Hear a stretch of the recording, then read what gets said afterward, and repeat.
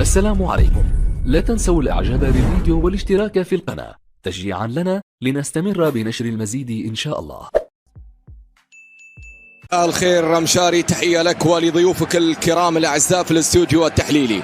بتوقاتكم بكل خير واهلا وسهلا ومرحبا بكم معنا هنا في ذهاب نهائي دوري أبطال آسيا السابعة بتوقيت يوكوهاما مساء، 2 ظهرا بتوقيت الإمارات.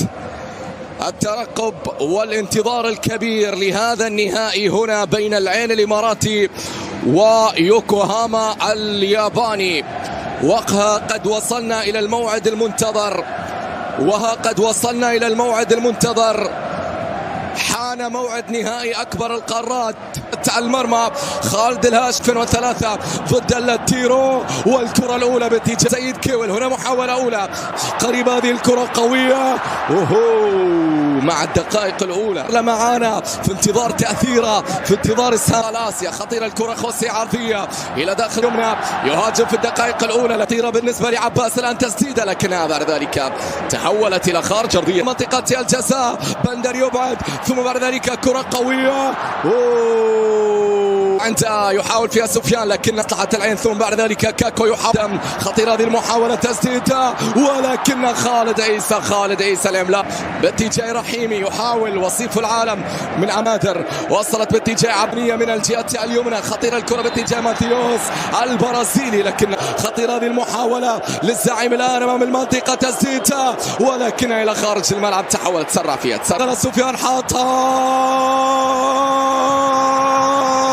1-0 للزعيم، 1-0 للعين. آسيا تدق لك أجراسها يا زعيم، آسيا تدق لك أجراسها يا زعيم، آسيا تفتح لك. من حضر داخل المنطقة، لكن أيضا التغطية ممتازة من جانبي الدفاع. ثم القائد الكوماندانت بالتأكيد، ويهز الثقة هنا عند عناصر ذلك. سفيان يحاول فيها لكن الكرة في الجهة اليمنى. رحيمي يحاول، رحيمي لمسة باتجاه كاكو، وصلت الفريق يوكوهاما. ترجع هذا الزعيم، كرة ترجع مرة. لقطة الثاني، موعد الثاني رحيمي، ولكن زالت المحاولة قائمة، تسديدة ولكن عيسى خالد يتصدى. ثم لمسة وصلت عند رحيمي يحاوراتي، كرة في الجهة اليمنى الآن خطيرة في الجهة اليسرى، عرضية رحيمي ما زالت كرة واصلة باتجاه عباس. بعد ذلك أيضا يبدو أن هنالك ولا خطيرة لمصلحة يوكوهاما، تسديدة إلى خارج الملعب. أندرسون لوبيز كثر، خطيرة لمصلحة يوكوهاما، قوية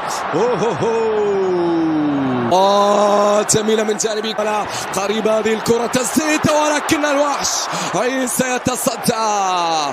مصدر الأمان داخل منطقة الجزاء، عرضية فرصة العودة. رحيمي يتوغل، رحيمي بعد ذلك بكرة عرضية، ورحيمي يحاول. خطيرة للزعيم، قوية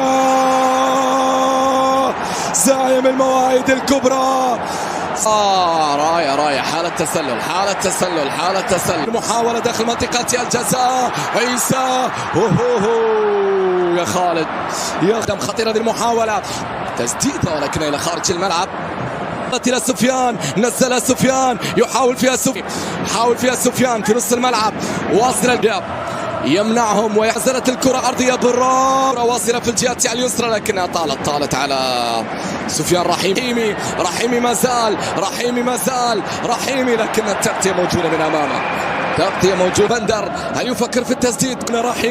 رحيمي يحاول، رحيمي قوية ولكن حارس المرمى. وكرة أولى لسفيان رعد، هذه استلاء هنا اللقطة، اشتراك عادي. يوكوهاما كرة ملعوبة عرضية لكنها وصلت سفيان ولكن دفعية إضافة هدف ثاني وعدم يابانية، ولكن كوامي لأن يضع قدم في منصة التتويج. كرة إلى خارج الملعب في الوطن العربي أيضا، هذه كرة سهلة طيرة لكن الوحش